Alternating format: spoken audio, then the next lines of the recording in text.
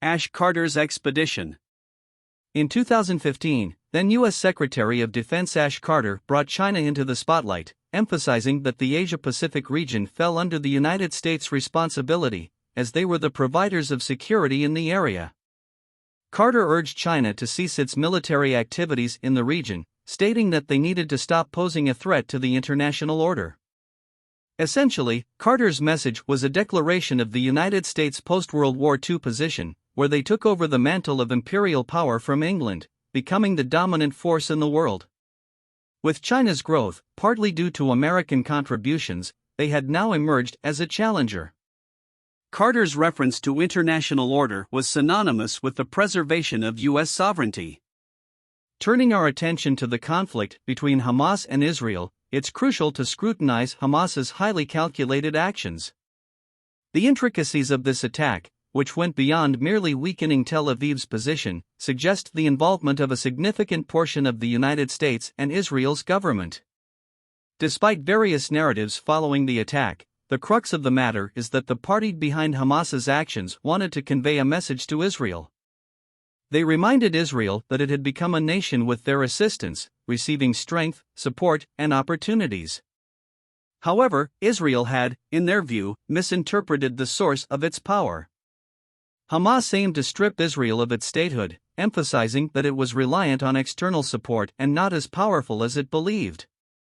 Israel, in the midst of these developments, maintained close ties with figures like Netanyahu, England, and China. Notably, Chinese President Xi Jinping's book was presented to Netanyahu by Ambassador Chiron in Tel Aviv. Israel had also been strengthening its connections with China, particularly while grappling with internal issues. In the context of Turkey, one must reflect on the events in Kobani and their implications. As Turkey was progressing towards an agreement with China on air defense systems, the situation in the southeast became increasingly complicated, with the involvement of the PKK. Tensions escalated in various cities, leading the USA to caution Turkey against getting too close to China due to their stance on Kobani. Israel found itself in a similar situation, where many intelligence and military personnel in Tel Aviv were in agreement.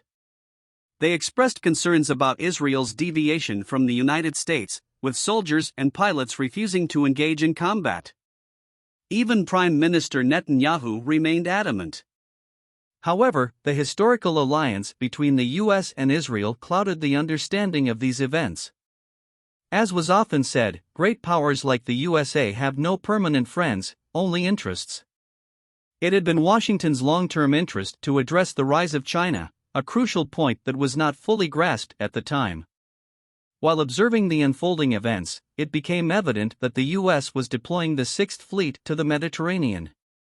Many interpreted this move as a show of support for Israel, but in reality, it was a measure taken against Israel. The USA's true rivals were the EU and the UK, now embraced by Washington, with China lurking in the background. Following the Ukraine invasion, the EU ceased to be a major problem for the USA. China was indeed pitted against the USA, with the UK as an essential partner.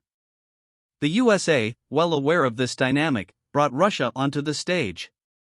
When hostilities escalated, leaders like Macron and Scholz, who had declared NATO's brain death, sought refuge in Washington. India had long been cultivated as an alternative to China by the Pentagon, with even the latest Apple phones produced there. With its vast population of 1.4 billion, India was now aligned with the USA. Russia, a secret and crucial ally of the USA, supplied oil to India at affordable rates, which it did not offer to the EU.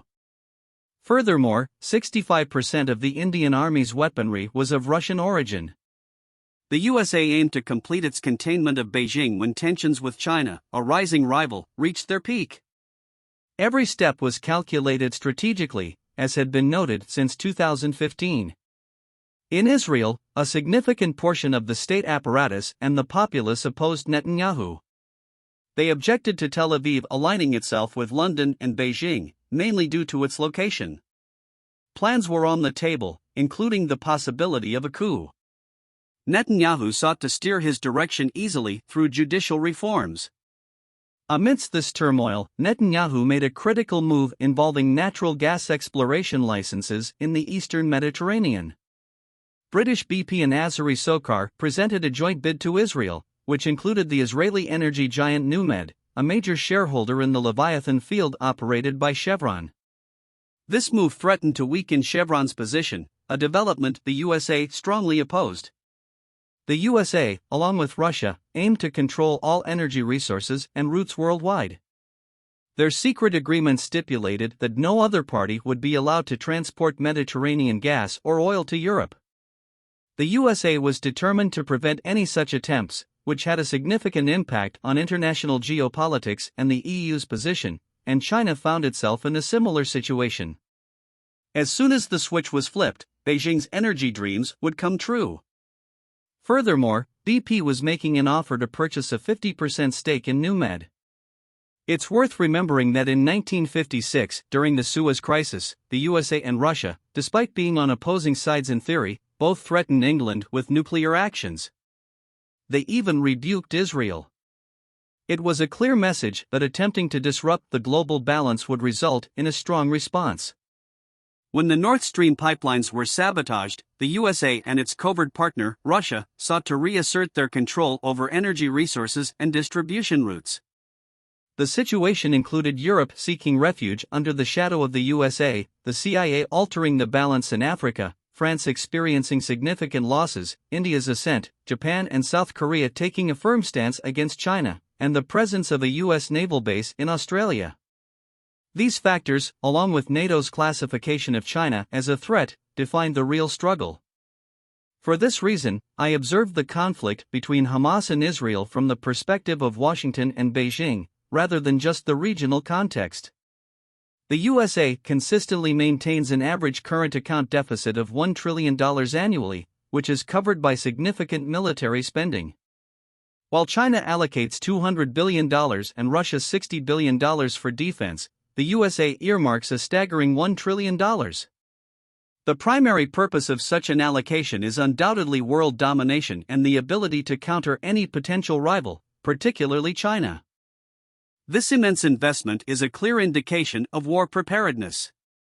It's perplexing why this was not widely recognized. The USA's indisputable naval superiority allowed it to control not only the seas but also vital resources like energy and food, such as wheat. Given this, it's hard to believe that Hamas carried out the attack alone.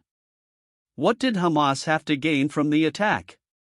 This is the critical question, and the answer is seemingly nothing. Attacking without any tangible benefit, besides causing suffering and tears, doesn't make sense. If there was another force behind it, the dynamics change. The crucial outcome was that Netanyahu and the Israel he represented suffered a loss. The arrival of the Sixth Fleet in the region, particularly for Chevron, served as a signal to restrain Israel. Vigilance is crucial for understanding the ongoing developments. It's essential not to be constrained by preconceived notions or templates and to recognize that Israel, like any other nation, can also be influenced and used. As a historical note, the 1956 Suez Crisis is indeed a significant event. England and France carried out bombings in Cairo, and Israel was instructed to occupy Egypt. However, the USA and the Soviet Union objected strongly to these actions.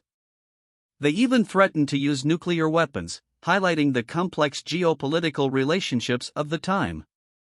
On paper, the USA appeared to be an enemy of Russia but a friend of England and Israel, a narrative that concealed the intricate realities of global politics.